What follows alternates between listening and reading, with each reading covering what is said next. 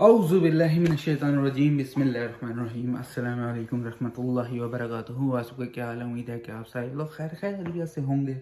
तो आज के रिएक्शन का आगाज़ करते हैं। उम्मीद है कि मेरा पिछला जो रिएक्शन है आपको पसंद आया होगा। तो आप लोगों से गुजारिश है मुझे कमेंट में बताया करें कि मैं अगली किस चीज़ वीडियो पे रिएक्शन करूँ या किस चीज़ पे रिएक्शन करूँ। तो आप मुझे प्लीज़ बताएं, क्योंकि इस तरह मुझे समझ में नहीं आता मैं किस पे रिएक्शन करूँ। ढूंढते ढूंढते 5 से 10 मिनट निकल जाते हैं किस चीज़ पे करें किस चीज़ पे ना करें। तो आज की जो वीडियो पे रिएक्शन होने वाला है वो है India become G20 president from the first time in the history. तो देखते हैं आज के रिएक्शन मज़ेदार होने वाला है। तो वीडियो स्टार्ट करते हैं। 1 2 3 लेट्स गो। और भाई के चैनल को जाके सब्सक्राइब भी कर देना। चलें जी। नमस्कार, welcome you to world affairs. मैं हूं प्रशांत। वालेकुम अस्सलाम। सॉरी।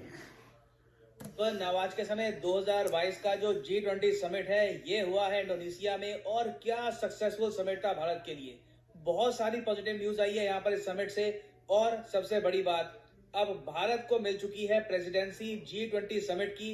इतिहास में पहली बार इंडिया प्रेसिडेंट है G20 समिट का। इसका मतलब यह है कि 2023 में इंडिया होस्ट करेगा G20 समिट को। और यहाँ पर आप देख पाएंगे ये वो मोमेंट है जब ये बहुत ही इंपॉर्टेंट जो हैमर है ना, ये इंडोनेशिया ने थमा दिया पीएम मोदी को, और अब पीएम मोदी के हाथ में है अगले साल का G20 summit. Truly A historic moment for India. उसके अलावा यहाँ पर आप देख पाओगे जो इमेजेस निकल के आई हैं समिट से बहुत ज्यादा पॉजिटिव है। ये ट्वीट करी है यूके के नए पीएम ऋषि सुनाक ने। यहाँ पे आप देख पाओगे हिंदी में लिख रहे हैं एक मजबूत दोस्ती, और पीएम मोदी से उन्होंने इन डेप्थ बात करी है ट्रेड डील को लेकर, वेरियस और टॉपिक्स को लेकर। ये बहुत अच्छी बात है कि आपको मिली इंडिया। बहुत ज़बरदस्त बात है। मैं दिली खुश हूँ यार, दिल से बहुत खुश हूँ मैं।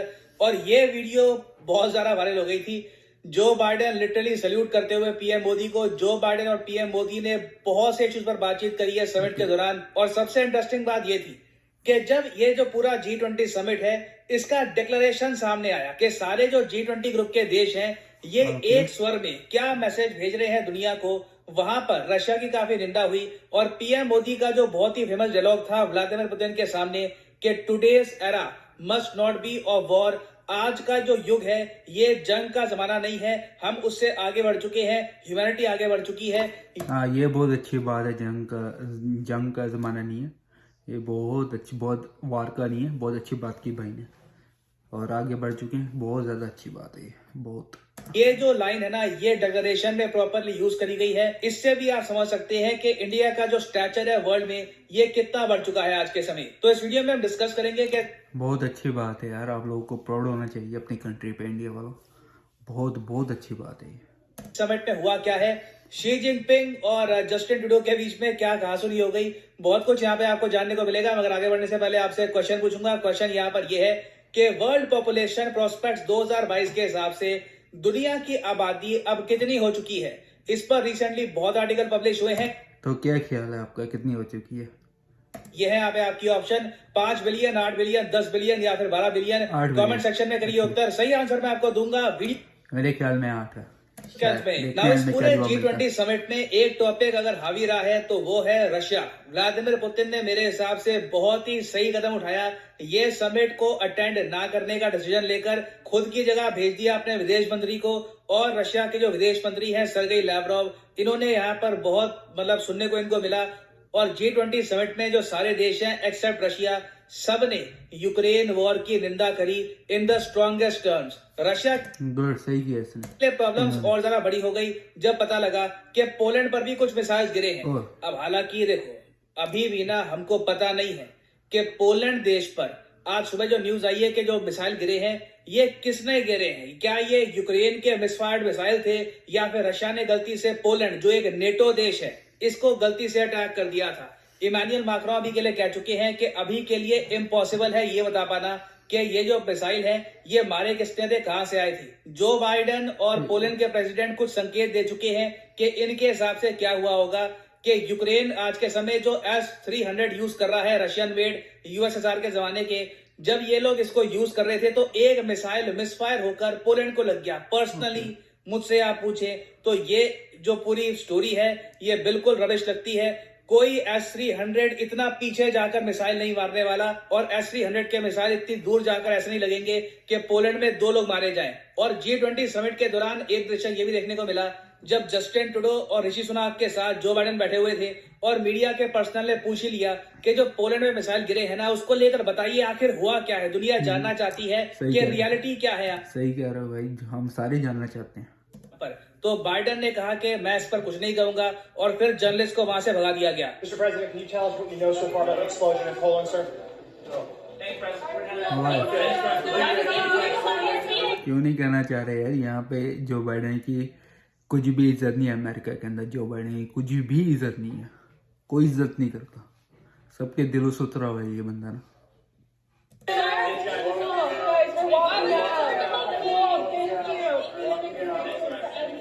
ये पूरा इंसिडेंट बहुत जरा अजीब है। अब मैं आपको एक बात बताता हूँ, जब कोरोना जब चल रहा था उस वक्त था ट्रम्प ने यहाँ की गैस प्राइस जो है ना वो आधी से आधी कर दी थी। यानी $2 थी जब वो था, क्या नाम है, ओबामा था, $2.35 थी। जब वो तो ट्रम्प आया उसने जो प्राइस है वो कर दी थी $1.25 की। जैसे ये आया, क्या कहते हैं यार, इसका नाम भूल गया मैं, क्या नाम था, जो बाइडेन आया, जैसे ही आया इसने आते ही जो गैस की जो प्राइस है वो $3 से $6 तक पे करती थी। अब वापसी $3 पे लेके आया ये अवाम के लिए कुछ भी नहीं कर रहा। अमेरिका के अवाम के लिए ना कुछ भी नहीं कर रहा ये, इसने अभी तक कुछ भी नहीं किया। इससे अच्छा तो ट्रम्प था, वो क्या था, कुछ था, करता कुछ और था। सारे खुश थे ट्रम्प से, इससे कोई भी खुश नहीं है। जो पहले ट्रम्प को गाली देते थे वो कहते हैं कि वापस ट्रम्प को लिया हो, क्योंकि इसने कुछ भी नहीं किया। कंपनी ने अभी के लिए ये कहा है कि रशिया पर और ज्यादा आरोप लगाने से पहले हमको एक प्रॉपर इन्वेस्टिगेशन करनी चाहिए कि पोलैंड को आखिर मारा किसने था, किसका मिसाइल जाकर पोलैंड को लग गया और 2 लोगों की मौत हो गई। पर्सनली मैं वही कहूंगा जो मैंने आपको सुबह कहा था कि अगर रशिया ने मिसफायर मिसाइल किया भी होगा ना, तो पोलैंड सिंस एक नेटो कंट्री है तो आर्टिकल 5 को एक्टिवेट ना करना पड़े, इसलिए दुनिया ये सारा जो इंसिडेंट है इसको कारपेट के अंदर डाल देगी। ऑलमोस्ट इसको इग्नोर कर दिया जाएगा ताकि एक लार्जर कॉन्फ्लिक्ट खड़ी ना हो जाए दुनिया में ना। रशिया के टॉपिक की अगर हम बियॉन्ड बात करें तो इंडिया और यूके के बीच में बहुत ही इंपॉर्टेंट बातचीत हुई है G20 समिट में। ऋषि सुनाक ने पीएम मोदी से बात करी ट्रेड डील को लेकर। देखो, यूके ने ये बात क्लियर कर दी है कि ट्रेड डील को लेकर ये किसी भी जल्दबाजी में है नहीं। यूके का एक्चुअली मेन डर ये है कि जो इनके साथ हुआ था ऑस्ट्रेलिया की ट्रेड डील में, वो इंडिया के साथ ना हो जाए। आज से कुछ साल पहले यूके और ऑस्ट्रेलिया ने एक फ्री ट्रेड एग्रीमेंट साइन किया। ये फ्री ट्रेड एग्रीमेंट यूके के लिए साबित हुआ बहुत ही बड़ा घाटे का सौदा, और यूके को डर ये है कि जो मिस्टेक्स इन्होंने करी थी ऑस्ट्रेलिया के एग्रीमेंट के साथ, वो इंडिया के साथ रिपीट ना हो जाए। सही। इसलिए अभी जो ट्रेड डील है भारत और यूके की, लग रहा है कि हो सकता है कि 1-2 साल बाद हो, मगर तब तक यूके ने इंडिया को एक बहुत ही पॉजिटिव संकेत भेजा है, एक स्कीम लॉन्च करके, India UK young professional scheme, जिसके अंडर यूके ऑफर करेगा 3000 places to 18 to 30 year old in India. जो भी डिग्री होल्डर्स है भारत में, ये अप्लाई कर सकते हैं जॉब्स के लिए यूके में। ये गुड यार, ये तो बहुत अच्छी बात है, बहुत ज्यादा अच्छी बात है। इसलिए किया गया है ताकि रिसेंटली जो ब्रेवरमैन की कमेंट्स आई थी कि इंडिया से हमको इमिग्रेंट्स नहीं चाहिए वगैरह, और इंडिया के लोग यहाँ पे आके दंगे करते हैं, ये सब जो कंट्रोवर्सी थी, इससे बियॉन्ड जा सके इंडिया और यूके और एक पॉजिटिव तरीके से ट्रेड डील की बातचीत शुरू कर सके। तो यूके की तरफ से मैं कहूंगा एक बहुत ही अच्छा जेस्चर है इस डील से, बहुत ही ज्यादा अच्छा है। यूके का भी कुछ जरा जाता नहीं है, और इंडिया में तो ऑफकोर्स कई हजारों लोगों को मौका मिलेगा यूके में जाकर काम करने का। और फिर देखिए, ऑब्वियसली पीएम मोदी, ऋषि सुनाक दोनों की मीटिंग ये अपने आप में हिस्टोरिक है। पहले इंडियन ओरिजिन के यूके के पीएम इंडिया के पीएम से मिल रहे हैं इंडोनेशिया में, और इंडिया के पीएम ने ये बहुत ही यूनिक गिफ्ट दिया ऋषि सुनाक को। यहाँ पे आप देख पाओगे माता रानी की एक हैंडमेड टेक्सटाइल है, ये गुजरात में बनी हुई है, और पीएम मोदी ने ये गिफ्ट किया है ऋषि सुनाक को। फिर अगर हम बात करें इंडिया और यूएसए की, देखो इंडिया यूएस ने ट्रेड इंक्रीज करने के बारे में बातचीत करी है, इंडिया यूएस भी ट्रेड डील के बारे में बात कर रहे हैं, मगर लगता है कि एक बार को इंडिया यूके की ट्रेड डील पहले हो जाएगी। इंडिया यूएसए की ट्रेड डील बहुत बाद में होगी, क्योंकि इंडिया यूएसए का जो ट्रेड है ना, जिस स्पीड से बढ़ रहा है, आराम से ये 400 से लेकर 500 बिलियन डॉलर्स के आसपास चला जाएगा। तो दोनों कंट्रीज का स्टेक पे बहुत कुछ है, तो इसलिए बहुत ही लंबे समय तक बातचीत होगी, तब जाकर इंडिया और यूएस एक फ्री ट्रेड एग्रीमेंट साइन कर पाएंगे। उसके अलावा देखो, ट्यूसडे को ना इंडिया और यूएसए ने फाइनली एक मेगा मिलिट्री एक्सरसाइज स्टार्ट कर दी है उत्तराखंड में। इसके बारे में मैं वीडियो बना चुका हूं कि किस तरीके से चाइना की बॉर्डर से सिर्फ 100 किलोमीटर दूर इंडिया और यूएस के सोल्जर्स ये बहुत ही इंपॉर्टेंट युद्ध अभ्यास करेंगे माउंटेन वॉरफेयर को स्टडी करने के लिए। मगर यहाँ पे मुझको ऐड करना पड़ेगा कि इंडिया और यूएस के बीच में सब कुछ 100% परफेक्ट नहीं है।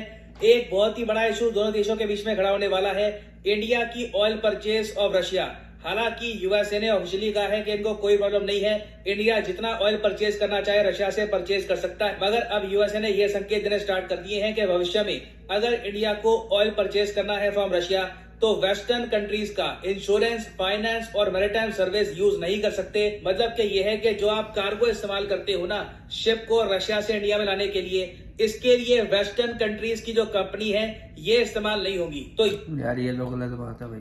ये मैं आपको बता दूं एक बहुत ही बड़ा इशू बन सकता है इंडिया और यूएसए के बीच में आने वाले कुछ महीनों में।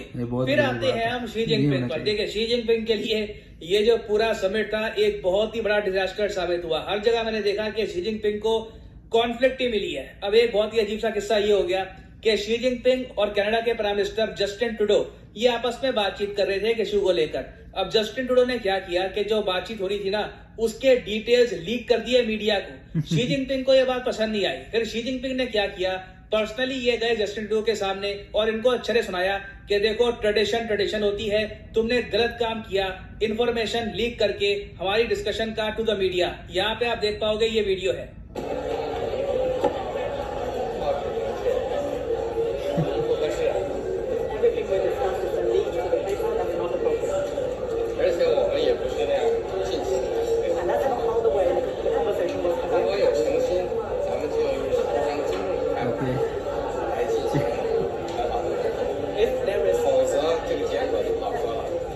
If there is sincerity on your part, free and open and frank dialogue, and we will continue to have, we will continue to look to work constructively together, but there will be things we will disagree on. You will understand. Let's create the conditions first.